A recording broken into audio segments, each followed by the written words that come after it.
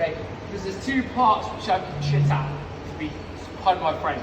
First part is down dog. I need to open up my shoulders, I need to drive my heels into the floor for a nice big stretch. Hopefully you'll be piped a little bit more than me. The other way though, I always find helps out my Olympic weightlifting. Okay, so I'm going to think about trying to sink my belly to the floor, okay, or my hips to the floor, nice big stretch, and I'm going to look up as if I'm trying to look up at the ceiling. Okay, look directly up at the ceiling unless you're really flexible, slightly up and forward.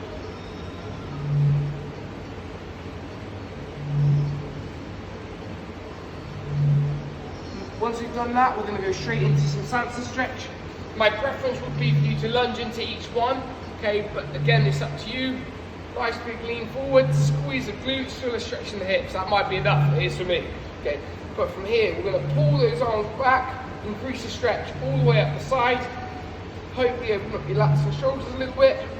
Think about not extending and exaggerating by hyperextending your back. We're going to keep that back nice and flat, pull that ribcage down, open up the shoulders, and then if that's still good, lean across. If that's still good, a little tiny twist, but only a little twist, because the emphasis are opening the shoulders.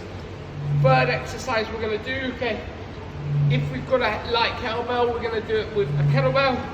If not, that's absolutely fine. We can do two variations.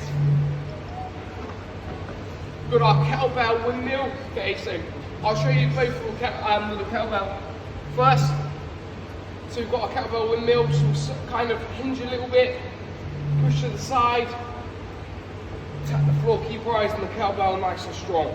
If we've got that one, okay, or maybe that was too hard, sorry, if that one is too hard, this one's easier. Okay, we're going to get ourselves into a lunge pattern, core nice and tight, hands to the floor, back up, just working our obliques and our overhead strength. If we've got that, okay, maybe we haven't got any weights, we can do the same thing. Just moving through the mechanics, having that hand overhead is going to increase your mobility a little bit. The next one's a frog pump. So this is basically like a glute bridge, but it's kind of in a sit-up position. So here we're going to drive the side of our feet into the floor. From here, okay. Nice exercise for your hips. Squeeze glutes, come up to the tallest you can, but driving your knees out. Okay. Push your hips up, open up, nice and strong, right down to the floor. Last exercise is a leg lift. Hopefully you've got an object at home. Okay. I'll use my kettlebell now. You can really cheat this, guys, if you want to. You can lean back. I'm going to show you from the side so you can see. This is a piece of piss. Okay. But if I sit myself upright, as if I'm trying to sit into like a planche. Okay, so kind of like sitting up and leaning forward. Harder. Okay, really hard to get over. We're working those deep hip flexors. Okay, that's what we're going for. 10 to 15 on each side. Whilst we're doing that, okay, we're also going to work through 3 other exercises. Duck walk. Okay, apologies, my knees are a bit iffy, so I don't know if this will work today, but I will give it a go. Hands overhead. Ooh. And we're walking as if we're trying to hold a plate above our head. Okay, so we'll open up the shoulders, working for our deep hip flexors. Okay, and that is going to strengthen our overhead squat, believe it or not, and mobilize it.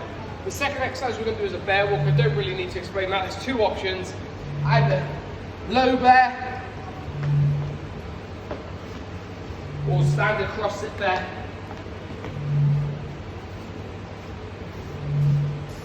Before moving into some broad jumps. We want to think about our landing, guys. So nice explosive jump, broad jumps to a long jump, let's call it, okay? But we're going to focus on our landing. We want a soft landing, okay, as if we're landing in sand.